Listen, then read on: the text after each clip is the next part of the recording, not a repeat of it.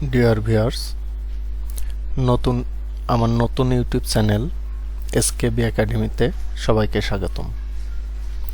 আজকে আপনাদের মাঝে এক্সেলের একটা নতুন ট্রিক্স নিয়ে এসেছি। আশা করি সবার ভালো লাগবে এবং উপকারে আসবে। আমরা এক্সেলে যারা কাজ করি সবার ক্ষেত্রে একটা ব্যাপার থাকে, সিরিয়াল নাম্বার। যে কোনো নাম বা প্রোডাক্টের নাম লিখি না কেন, মেনটেন করি না কেন, সেখানে আমাদের সিরিয়াল নাম্বার রাখতে হয়। তো সিরিয়াল নাম্বারের ক্ষেত্রে যেটা হয়ে থাকে, নতুন কোনো কিছু অ্যাড বা কোনো কিছু ডিলিট বা কোনো কিছু সামারাইজ করে যদি কোনো কিছু আমরা প্রিন্ট করতে চাই বা দেখতে চাই, তখন সিরিয়াল নাম্বারটা মিসিং থাকে বা মিসিং হয়ে যায়। তো আজকে একটা ফর্মুলার মাধ্যমে আমরা সিরিয়াল নাম্বারটাকে ইনসার্ট করব, যেখানে আমরা ডিলিট করে, হিডেন করে বা ফিল্টার করি, যেভাবেই করি না কেন আমাদের সিরিয়াল নাম্বারটা মিসিং হবে না, সিরিয়াল নাম্বার সিকোয়েন্সিয়ালি থাকবে।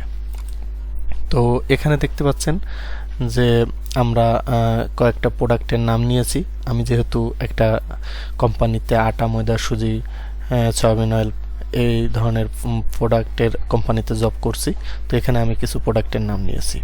তো আমি এখান থেকে যদি কোনো কিছু হিডেন হাইড করতে চাই, তাহলে দেখেন আমাদের সিরিয়াল নাম্বারটা ঠিক থাকছে। আবার কোনো কিছু যদি আমি এখানে ডিলিট করি, তাহলে আমার সিরিয়াল নাম্বারটা ঠিক থাকবে। তো আবার এখান থেকে আমি যদি কোনো কিছু ফিল্টার করি, তাহলেও আমার সিরিয়াল নাম্বারগুলো পরপর আসবে। তো চলুন বন্ধুরা, নতুন একটা শিটে আমি কিছু প্রোডাক্টের নাম নিয়েছি। এখানে আমরা প্রথমে যেটা করব, সেটা এক্সেলে ইকুয়ালকে কল করব, ইকুয়াল, এরপরে ফর্মুলা ইফ নিব। ইফ নেওয়ার পরে আমার লজিক্যাল টেস্ট।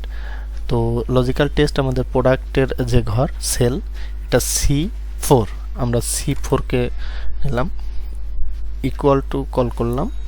এরপরে আমার ডাবল কোটেশন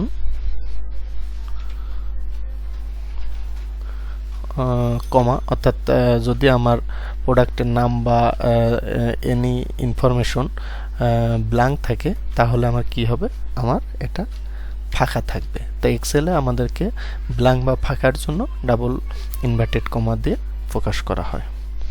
এরপর আমি কমা নিব। এরপরে আরেকটা সূত্র আমরা ইউজ করব, এগ্রিগেট নেওয়ার পরে আমাদের এখানে অনেকগুলো অপশন আসবে, অ্যাভারেজ, কাউন্টটা ম্যাক্স। এখান থেকে আমরা নাম্বার 3 অর্থাৎ কাউন্টটাকে সিলেক্ট করব। এরপরে আবার আমরা কমা দিব। কমা দেওয়ার পরে এখানে অনেকগুলো অপশন আসবে। আমরা যেহেতু সিরিয়াল নাম্বারটা হাইড করলে বা ডিলিট করলেও, আমরা হিডেন করলেও এখান থেকে সিরিয়াল নাম্বার ঠিক রাখতে চাচ্ছি, তো আমরা 5 অর্থাৎ ইগনোর হিডেন রো সিলেক্ট করব। এরপরে কমা দিব।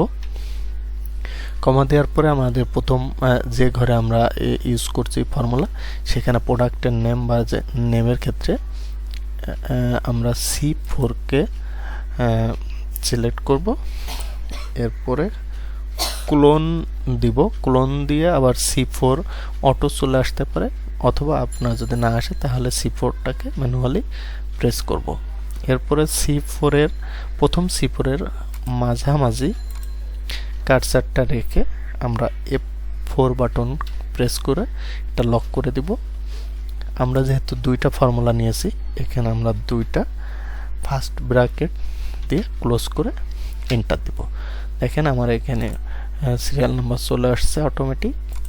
এখানে আমরা আমাদের 6টা প্রোডাক্টের নাম আছে, এই কারণে আমাদের 6টা চলে আসছে। এ বাদেও আমাদের পুরো শিটে আমরা যদি এটা সিলেক্ট করে নিই, তাহলে আমাদের এখানে ব্ল্যাঙ্ক, প্রোডাক্টের নাম ব্ল্যাঙ্ক থাকবে, থাকা সত্ত্বেও এখানে কোনো নাম্বার আসবে না। আমি এখানে যদি এই প্রোডাক্টগুলো আবার ডাবল করে ড্র্যাগ করে নিচে নামাই দিই, তাহলে আমার সিরিয়াল নাম্বারটা অটো চলে আসবে। এবং এখান থেকে আমি যদি কোনো কিছু ফিল্টার করে নিতে চাই, তাহলে দেখেন এখানে আমার এই প্রোডাক্টের জন্য সিরিয়াল নাম্বারগুলো ঠিক থাকবে। এবং এখান থেকে আমরা যদি কোনো একটা প্রোডাক্ট ডিলিট করে দিই তাহলে আমার এখানে সিরিয়ালটা চলে আসবে। এখান থেকে কোনো প্রোডাক্ট যদি আমরা হাইড করে দিই তাহলে আমার পরপর সিরিয়াল থাকবে। এখান থেকে যদি আমি কোনো রোকে ডিলিট করতে চাই তাহলেও আমার পরপর সিরিয়াল ঠিক থাকবে। তো আশা করি আমরা যারা এই ধরনের প্রবলেম ফেস করি তাদের জন্য ভিডিওটি অবশ্যই উপকারে আসবে।